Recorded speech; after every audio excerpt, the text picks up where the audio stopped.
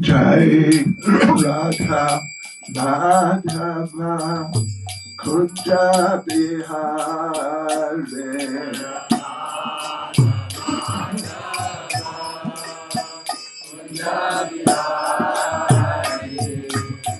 Jai Radha Madhava Kunja Bihare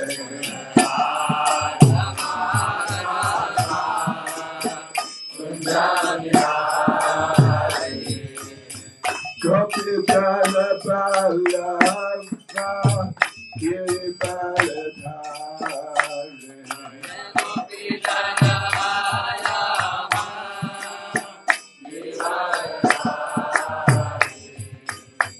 Gopijana Balava Giribaladhare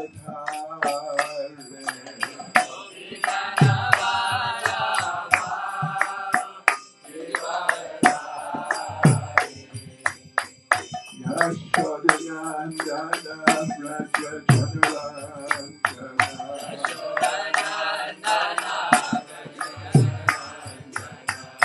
Yashodanandana Raja Janaranjana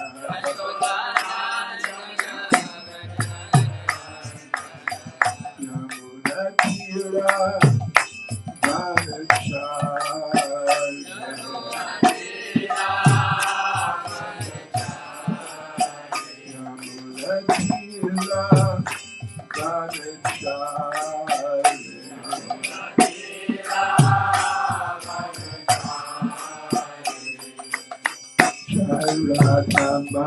Radhamadava Kunja Bihare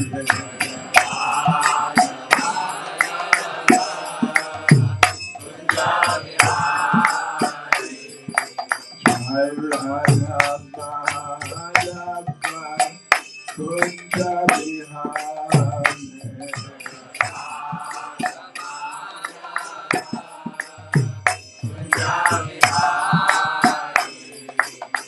Gopijana Balava Giribaladhare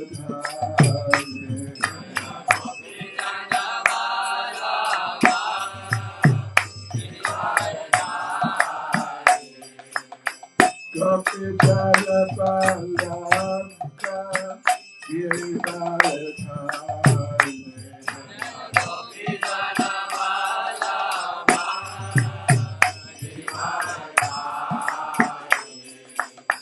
Yashodanandana Raja Janaranjana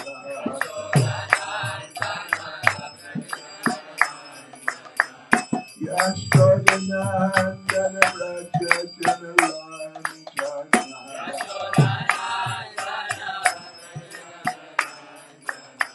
Yamunatira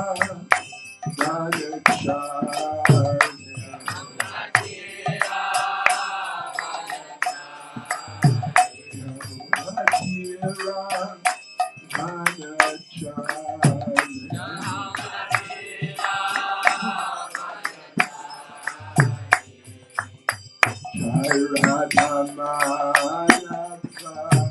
Kunja Bihare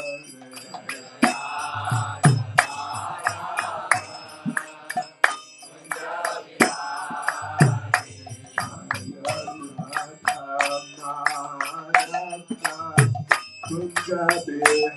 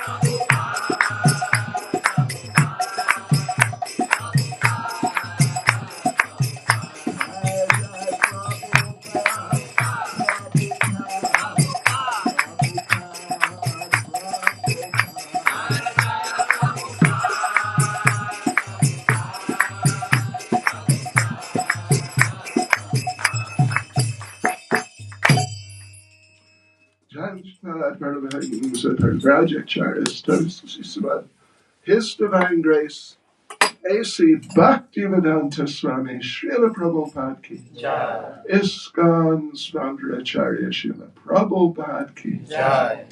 Grantaraj Srimad Bhagavad Gita Ki Jai. Shri Shri Radha Radhanath Ki Jai. Shri Nitai Gaura Hari Ki Jai. Srila Prabhupada Ki Jai. Shri Harinam Sankirtan Ki Jai. Go Premanande. All glories to their Samu devotees. All glories to their Samu devotees.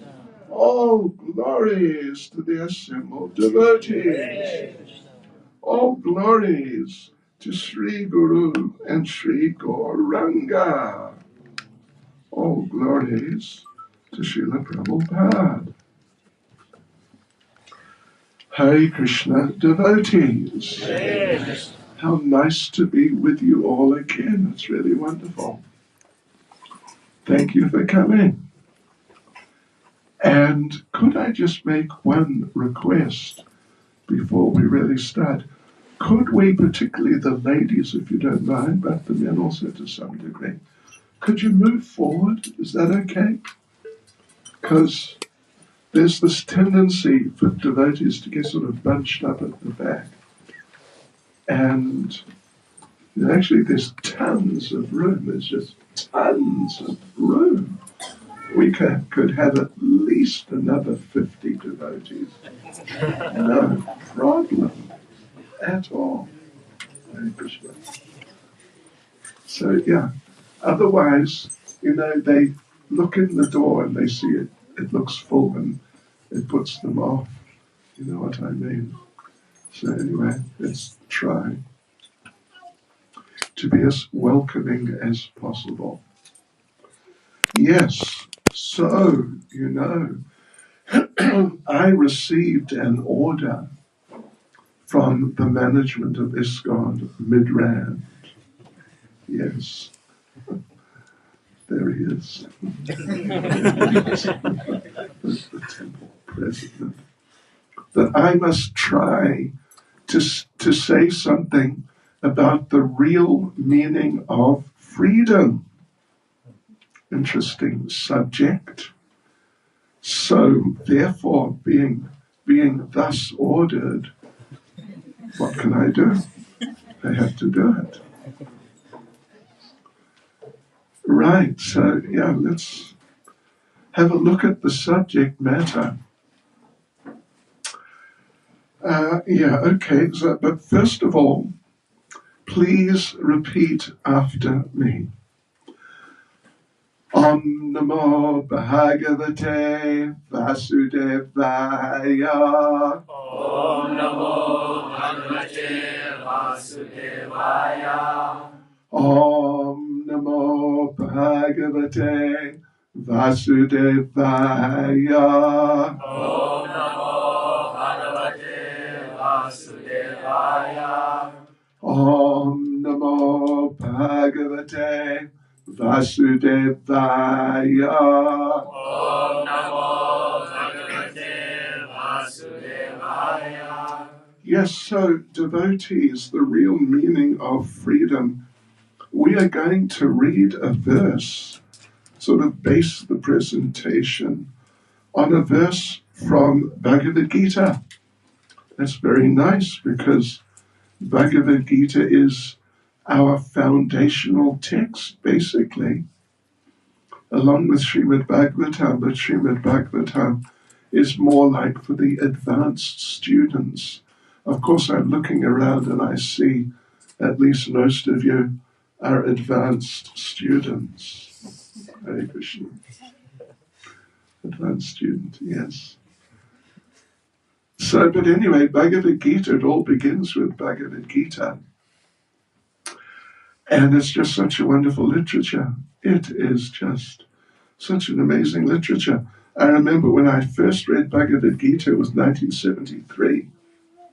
Where were you in 1973? Previous lifetime. So, anyway, oops, what have I done now? Okay. Was okay. Yes, okay. So, yes, I read Bhagavad Gita. I had moved into the temple as a guest on the 7th of January 1973. Where were you on the 7th of January 1973? Anyway, I know where I was. I really know. I came it was around 9 o'clock or so in the morning or something along those lines on the 7th of January 1973. I went to our temple there, and in those days, they would have two feasts. It was a Sunday. 7th of January 1973 was a Sunday. So they would have two feasts. One was a morning feast, like after the morning program, the morning class, maybe 9 o'clock or whatever, something like that. And then they had the Sunday guest program. Actually, it was more like 4 o'clock in the afternoon, as we used to do, actually, in South Africa, but I don't think there are any temples now in South Africa which have their Sunday programs in the afternoon. It's all more or less in the morning, or beginning in the morning at least. Yes, so I walked in, and it was a good time to walk in because the feast was on. And who doesn't like prasadam? Only some very strange people, if any. Yes, I walked in, and anyway, it was really nice. It was really nice. Krishna was very, very merciful. Gave me a place in his movement. So then reading Bhagavad Gita, I found out very quickly that Bhagavad Gita I didn't actually know, because I was just there as a guest initially. So I didn't really know, not clearly at least, that the importance, say, of Bhagavad Gita. But they sort of drummed it into me. And you know what they told me? That, yes, you must read Bhagavad Gita. Okay, so I started reading. And then they told me, just consider this, hear this. If you read Bhagavad Gita 27 times, it becomes part of you. Okay, 27 times. Right. How many times already? Just one? Means not just one, more. Anyway, she's a good girl. And it sounded like I was meant to read it 27 times. Yeah, anyway, okay. So I read Bhagavad Gita, and it's, like every day I read some over a period of, I can't remember what exactly, but a month or maybe two, or something along those lines. And finally, I reached the end of Bhagavad Gita. I mean, just after a few weeks, I was reading steadily every day. And I remember very clearly finishing the reading of Bhagavad Gita. And if you're familiar enough with Bhagavad Gita, you would know at the end, Lord Krishna sums everything up by saying that we must surrender to him and basically give ourselves and our lives to him. So I read that, having gone through it, over a period of not a long time. So it was all remaining kind of fresh enough in the mind. And I remember coming to the conclusion and sitting there and thinking, yes, I must surrender to Krishna. So then I tried to do that, and well, I'm still trying actually. It's a long-term project, Yes.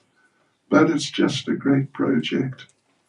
And look here, we have a special guest just come in through the door. This is His Grace Vijay Prabhu, who is, and he's accompanied by His Grace Savyasachi Prabhu. And Vijay Prabhu is major international book distributor. Is this, would you like to sit on the bench sort of thing? Or they have put a special cushion here, a mega cushion, but no, you're fine. You're fine over there. Thank you. No, thank you for coming. And Savyasachi Prabhu, who shortly, in I don't know what, a year or two or something, not more than that, if he just, hangs in there and carries on nicely, he will become Savyasachi Maharaj. Yeah, okay. So anyway, welcome. A warm welcome, a very warm welcome. A quite hot welcome, actually. And the subject matter is, what is it now? The real meaning of freedom, right? The real meaning of freedom. And yeah, like I said, we're going to begin by reading a verse from Bhagavad Gita, and even a few verses as we go through our time here. Because this subject itself and this type of subject is addressed by Lord Krishna on a number of occasions as he goes through step by step through Bhagavad Gita, and like different aspects of it, because it's quite a subject. It's a deep subject. It's not just something just, oh, yes, there you go. It's a deep subject and a really wonderful subject. So, okay, let me then read the first verse from Bhagavad Gita that I'm going to read. It's Bhagavad Gita, chapter 2, verse 64. Raga dvesha vimuktais tu, vishayan indriyais charan, atma vashyaya videyatma, prasadam adigachati. Some of you caught that, didn't you? Prasadam. Well, it includes prasadam, prasadam. But actually, it's really addressing these Sanskrit words. They, in quite a few cases, even many, they have multiple meanings. And here, in this case, it has a different meaning from what we may be more sort of familiar with, at least like the general use of the term. In fact, prasadam means mercy. And in fact, the prasadam, which you all are going to be eating in a while today, and whatever, in an hour or 45 minutes or something, the term prasadam is used because it's mercy. In other words, prasadam, in regards to our transcendental foodstuffs, doesn't just mean Krishna-conscious food. Although many people may think that's what it means. But actually it means mercy. And every mouthful, try and remember that. It's just mercy. It is simply mercy from the Supreme Personality of Godhead. So here's the translation. But a person free from all attachment and aversion, and able to control his senses through regulative principles of freedom, can obtain the complete mercy of the Lord. The complete mercy. That's a lot of mercy. That's just enough to just drown in eternally. Let us read Srila Prabhupada's purport. It's not long. Please try and listen carefully. So Prabhupada says, it is already explained that one may externally control the senses by some artificial process. But unless the senses are engaged in the transcendental service of the Lord, there is every chance of a fall. Please take this in, listen carefully. Although the person in full Krishna consciousness may apparently be on the sensual plane, because of his being Krishna conscious, he has no attachment to sensual activities. The Krishna conscious person is concerned only with the satisfaction of Krishna and nothing else.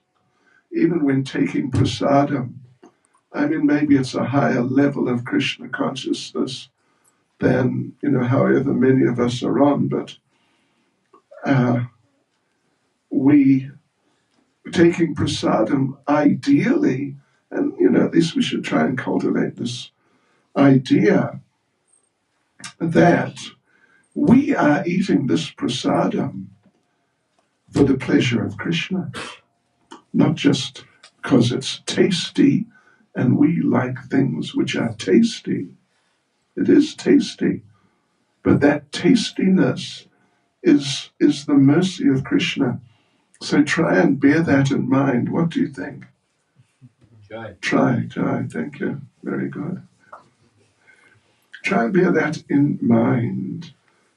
And I'll just read that sentence again. The Krishna conscious person is concerned only with the satisfaction of Krishna and nothing else.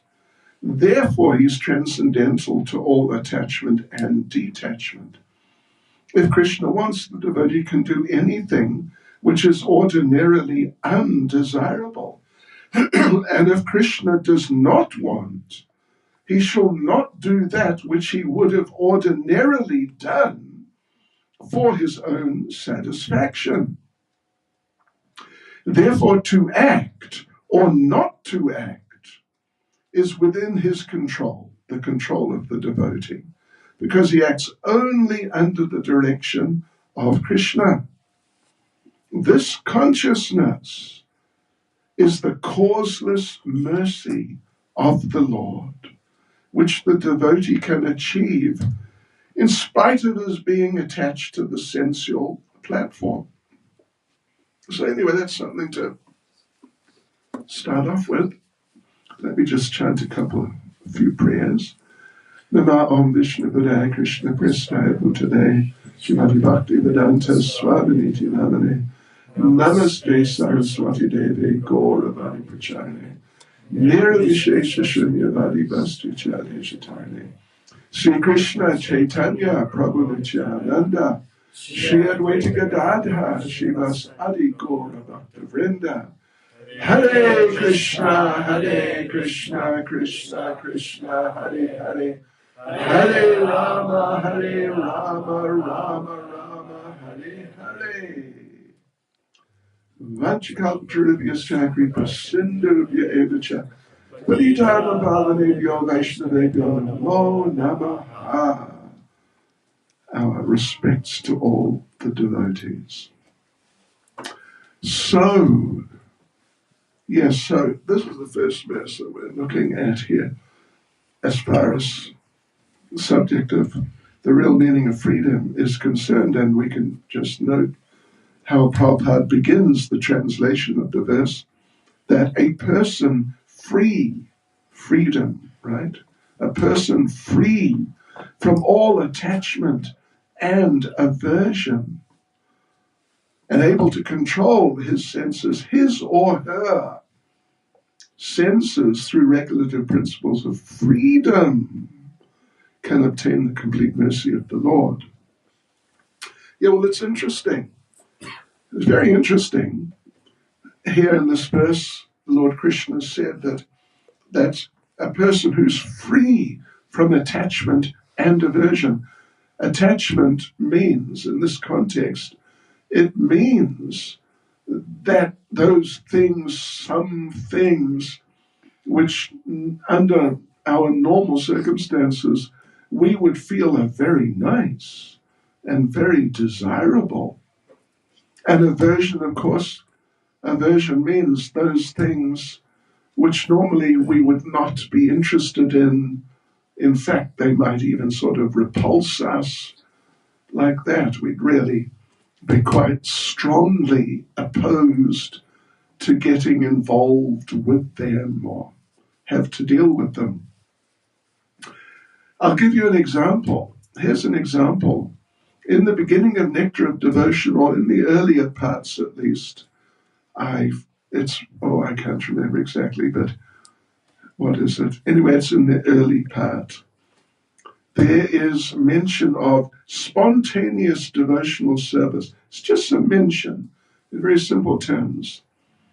And Srila Prabhupada explains that as a devotee, well, the basic idea is that your average person, and even many devotees actually, when the alarm goes off early in the morning, they don't think, great, now I can get up and get out of ignorance.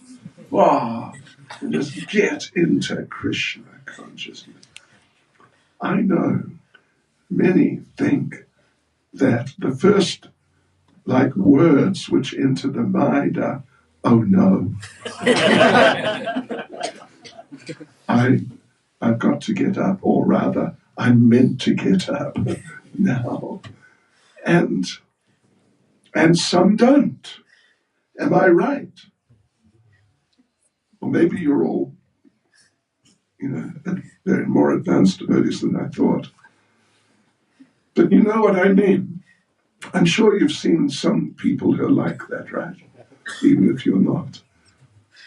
And Prabhupada then says that as the devotee advances, then when the alarm clock goes off, then the devotee feels very happy that now I can get up, and Prabhupada specifically mentions, I can get up and worship the deity.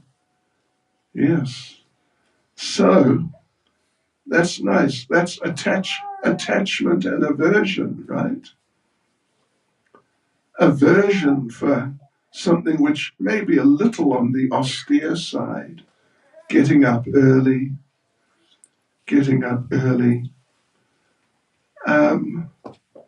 So we may be, or however many even devotees may have at least some type of aversion to getting up so early.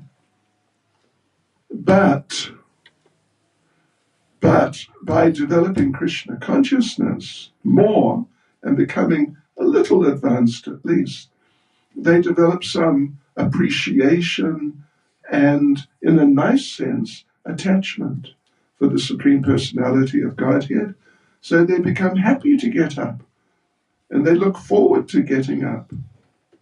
Even, some of us may be forced to get up at some point or points in the middle of the night, particularly men who have prostate problems. Ladies, don't worry about prostate problems. It doesn't apply to you. But yeah, you may have to get up. And when that happens, you just get up, you just do it. And then you come back and look at your watch or your clock and see, 2 more hours of sleep. Great. So, it's in order to be able to do that, you need to be able to control your senses, control your mind, at least to some degree. Otherwise, I mean, when I was young, just before actually, I moved into the temple in London. Some of my friends, I was staying with some young hippie types in London, and basically none of them got up before 11 in the morning. Yes, and well, you know, maybe they took rest at night around midnight or 1 or something like that, but they slept for many hours.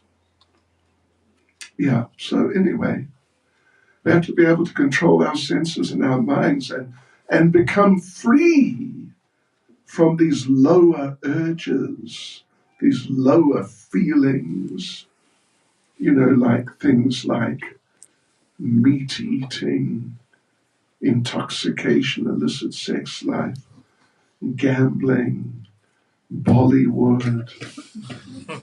That's the 5th regulative.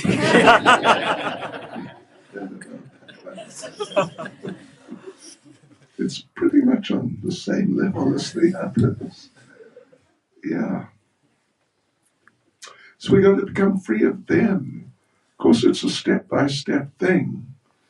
But basically, we've got to become free of them. Freedom. And when we become free of them, then it's not like that, oh, I gave up something nice. Oh, and I feel now the lack of that nice thing. And, oh, I regret having given it up. It's not like that. But, as Krishna says, it's freedom. It's freedom. And he goes on to say that one has to control one's senses through regulative principles of freedom. And then you can get the complete mercy of the Lord. Our regulative principles, we just mentioned them. You know, Prabhupada told the famous story, I'm sure so many of you have heard of it, of the one British sort of nobleman. What was his name? The Marquis of Zetland. He was like a member of the House of Lords in England. And I don't know if he had been the actual viceroy of India, but if not, he had been part of the British government of India back when, in those days.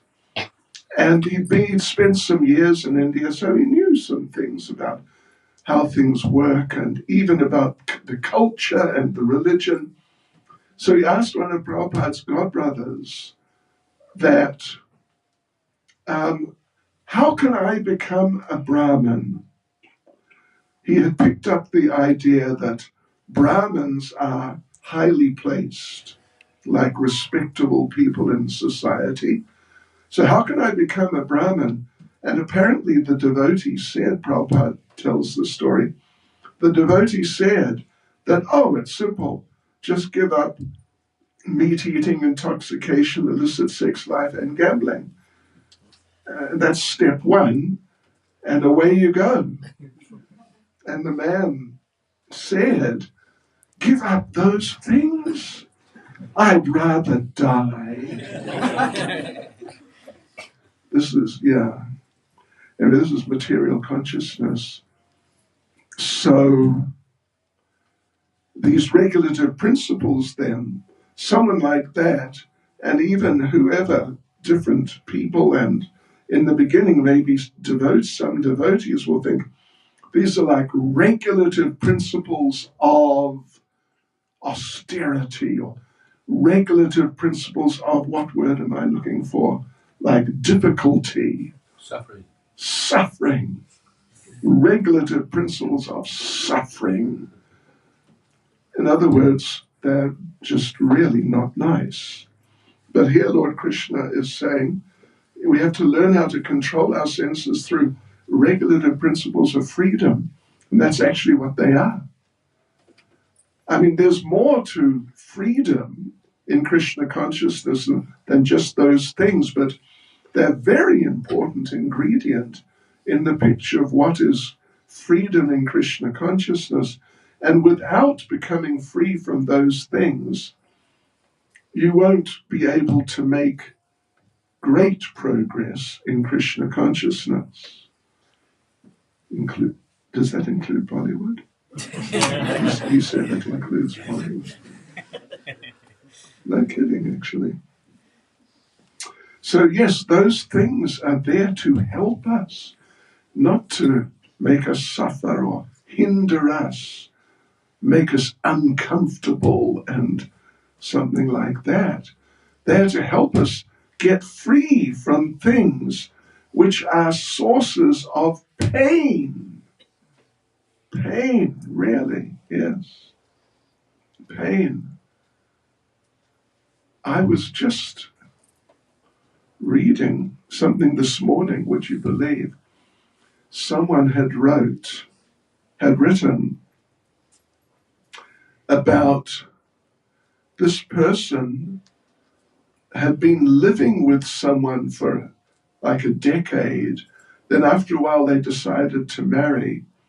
But the person's mother had told her, never get married. Never get married. It's too much. Excuse me if you're a marriage fan.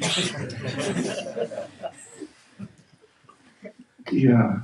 Because we don't want to do things which are too much, do we? We definitely don't want to do that. You know, of course, I mean, these were not devotees. These were non-devotees, actually. I mean, with devotees, at least in many cases, it's not like that. Sometimes, you know, it's a bit uncomfortable too for some. So these are regulative principles of freedom. They help us. They're nice. They're beneficial. And we should pray to Krishna for some mercy so that we become able to follow them and be very comfortable following them. Not like, you know, we're hanging in there. Oh, whenever we walk past, like the liquor store or something like that, we have to turn our head the other way and hold it. So it doesn't snap back. You know what I mean, don't you? There's a nice little story which was actually told to me, and not just me, but us in a class, by His Holiness Krishna Das Swami. We mentioned him. Anyway, Krishna Das Swami. He told a story about one of his disciples who, in his younger days, just immediately prior to Krishna consciousness, he had been like an avid meat eater, like carnivorous, you could say. He didn't eat vegetables and things, he just ate meat. But then he had a friend, and the two of them, they'd go to all the restaurants and get into that. But then he became a devotee. And of course, he gave everything up immediately. And he was and is very happy in Krishna consciousness. So one day, apparently, he met that old friend who he used to do that with. And they hadn't seen each other for a few years. And the old friend said, "Oh, you're a Hare Krishna, I heard about that. But how did you give up meat? How did you do it? You know, I mean, you were so much into it." And so the devotee said, "Well, you know, I didn't actually give up meat, Haribol. I didn't actually give up meat, but meat gave up me." And then he explained that, you know, just not over a long time of struggling, finally, I gave it up. But relatively quickly, that he just found that the interest in it was lost. He never thought about it. So like that, the meat gave up him. So this is very important in Krishna consciousness. We've got to become free. I mean, whatever you do in life, if you're working in a particular job or you're studying, you've got to become free of certain things because you have to absorb yourself in whatever your path is and not be distracted. Distraction is one of the great curses of devotees, but it's one of the great curses of anyone who's trying to really progress in something in their life. Yeah. Some occupations, studying in the university, distractions are killer. So, right. So these regulative principles, no meat, fish, eggs, onions, garlic, some say, well, mushrooms, some say chocolate. We're getting into sort of, certain types of areas which some might not agree with, but definitely the first four. Oh, and I forgot. Sorry, Bollywood.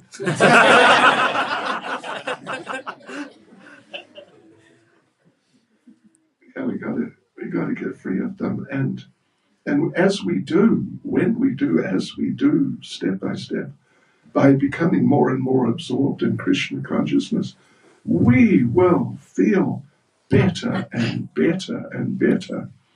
And when we manage to sort of get a grip on ourselves like that, then we will thank Srila Prabhupada and Lord Krishna for helping us to get out of these things which were just holding us back and causing us problems and stopping us from enjoying transcendental pleasure. It's really true. Let me just ask a question. Where's our president gone? He disappeared. He's in the back, Maharaj. Oh, he's in the back. Oh, sorry. What time do we finish? We still have enough time, Maharaj. 15 minutes. Okay. 15 minutes. Right. So I remember, just to look at things from the same point of view, but also slightly different. I remember when I was young, and Vijay Prabhu would, I'm sure, remember. I'm not sure exactly how old you are, but I think we're sort of kind of from the same era. 32. Oh, okay. Really? Oh, I'm 42. I didn't realize. You're 10 years younger than me. Right, so, I was born in 1951. Do a little calculation. But anyway, so when the hippie movement started and developed, and it went on for some time, like, I don't know, several years or something.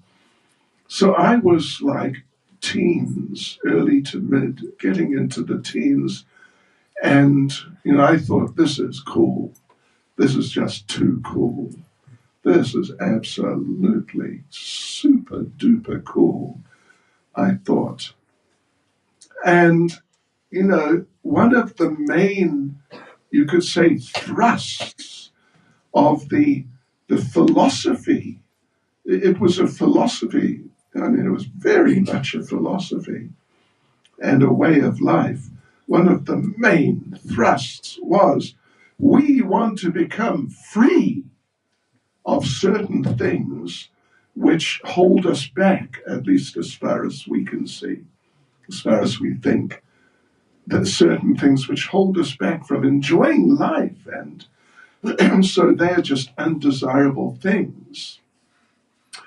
Yeah, so these things are like illicit sex life.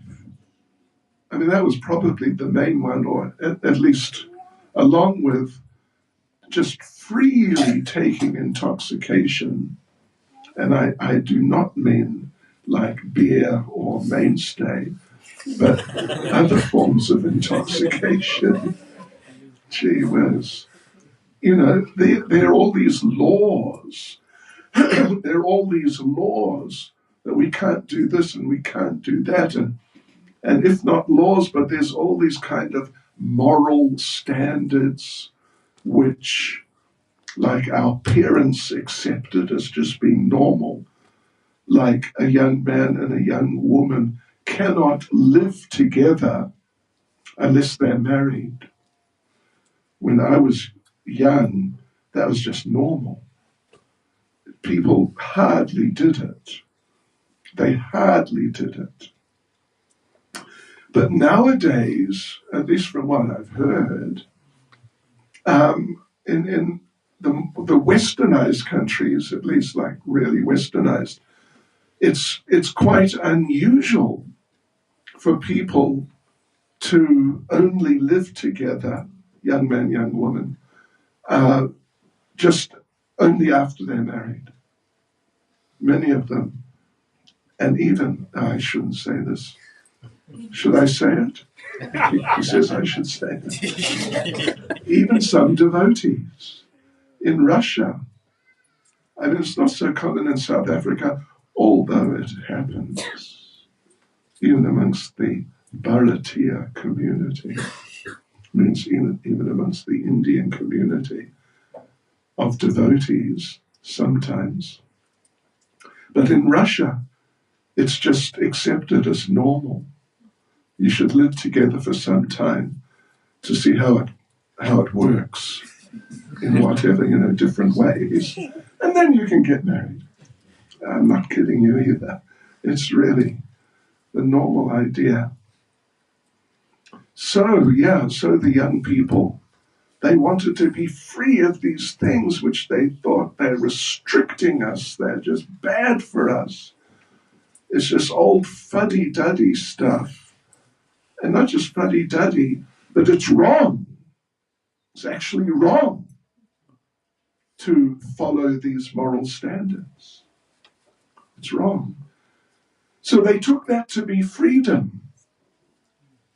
They really did. They took it to be freedom. And I don't know if any of you saw the movie back, Woodstock, about the Woodstock Festival. Did you ever hear about the Woodstock Festival? You didn't? Wow, that's good, actually. But it was the biggest hippie festival of all time. And it's just massive. And as I remember, because I saw that film way back in the mid-'60s or later 60s, and it begins with a person named Richie Havens, a musician. You heard of Richie Havens? No. You didn't miss much. And he's singing this song called Freedom. Freedom, freedom, freedom. Sometimes I feel like a motherless child. Anyway, he came to Bhaktivedanta Manor once, Richie Havens. He was sort of middling famous, not particularly famous. So that was the idea. We want to become free from all these restrictive, not just laws, but moral standards, that we can't do these things which feel good. Because if you feel good, if it makes you feel good, you should do it. How does that sound? No. Well, it's not true. And even, the whole hippie thing, what happened to the whole hippie movement, particularly in San Francisco, which was where it started and was the capital, the headquarters, for some time. All those people taking all the drugs and engaged in illicit sex and whatever else. So many of them ended up as drug addicts. So many. And eventually the whole area, which was sort of happy days, hippie capital, it ended up becoming just degraded. And I mean, people dying from overdoses of drugs and abortions, because if you engage in illicit sex, well, you know what happens sooner or later. All these types of things. And it became just like a cesspool. Oh, yeah. It really did. And, if you look back, if you study the history a bit, you'll see it was like that. So actually it was good to become free from all that, from taking the drugs and being engaged in illicit sex life and all these things. Highly beneficial. And, for two reasons in a sense. One is that when you stop doing these things, you become free from a lot of disturbance. Really, a lot of disturbance. We've still got another 10 minutes, right? Yeah, that's fine. So I remember once when we were distributing books in Ireland in the 70s, and we're in some town, small town, on the streets, a group of us, distributing books, away we go, and it was very nice.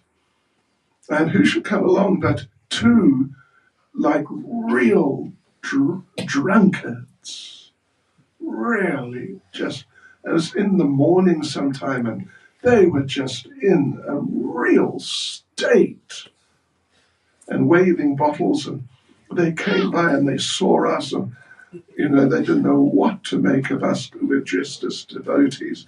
They carried on. But you know what happened?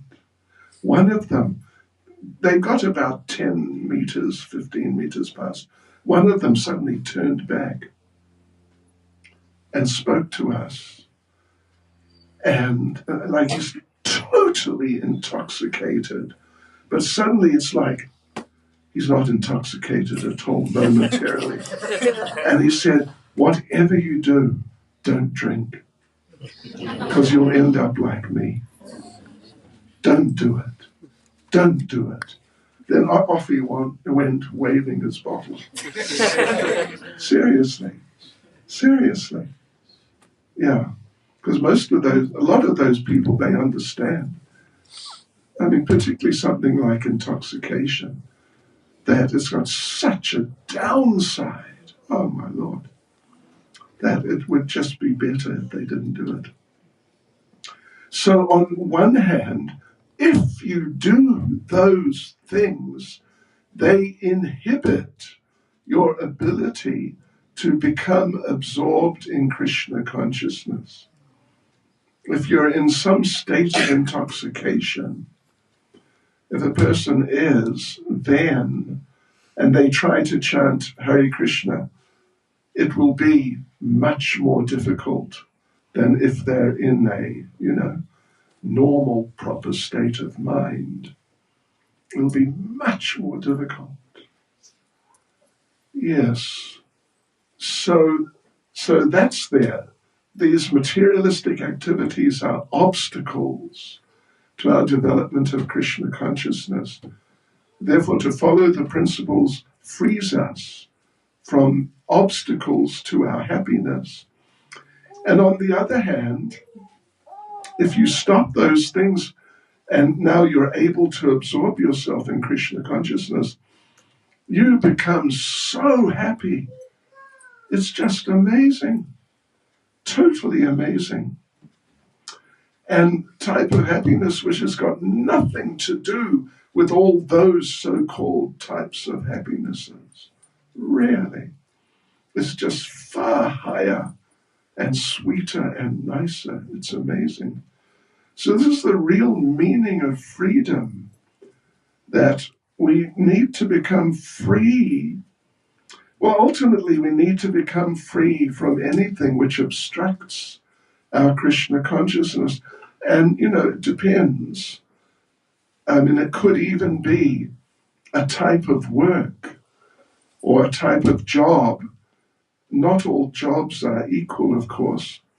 And from time to time, devotees come and tell me every now and then that I'm working, I have this job, but I have to work long hours, 7 to 7, 6 days a week. Priya Charan, there she is back there. shift work and 7 days a week and, 12 hours a day and sometimes more. So now she got a different job, right? 9 to 5, Monday to Friday. I mean, just working is not fun. But if you're in a situation you have to maintain yourself and particularly a family, well, you've got to do something about it. Don't become a criminal, though. Don't become a drug dealer or something. A ducker dealer. A rand a hand. Anyway. Yeah, there's one actually disciple of mine in Lithuania, very nice devotee. He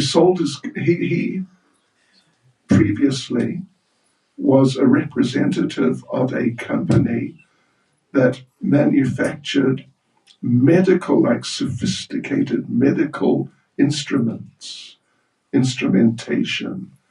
And he would have to travel around and visit the different, people who are selling that. I mean, he was wholesaling. So, but he sold his car. You know what? Why he sold his car?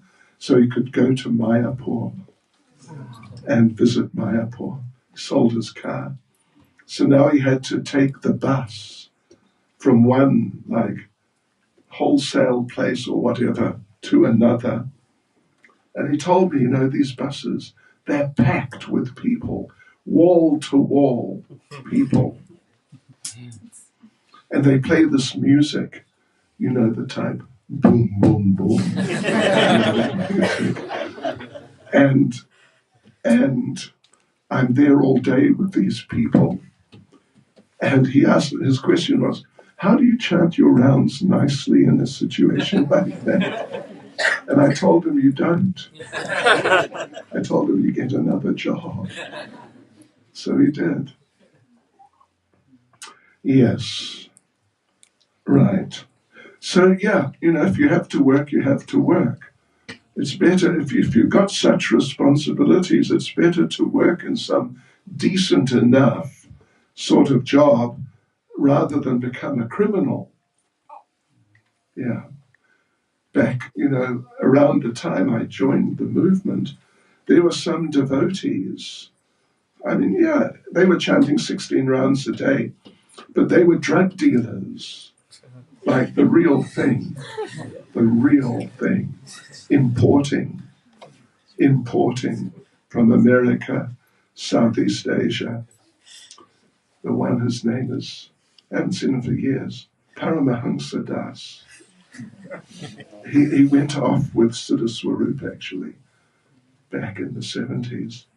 But when Prabhupada, they would donate money, like $10,000 at a time, because they were, the real thing, big time. But then Prabhupada was told that, this money is coming from selling drugs. And then Prabhupada said, oh, we cannot accept it then. Yeah, and he would not take any more. Although that fellow is still a devotee, apparently, in Australia. So, yeah, if you have to work, then you have to work. But try and get a job which is not, too much. We say, this is a good one, listen to this. You should try to get a job where you work as little as possible, but you earn as much as possible. You should try. Some devotees have, cleverly organized their lives like that, although they're not common. But it can be done. Anyway, like this, because we want to become free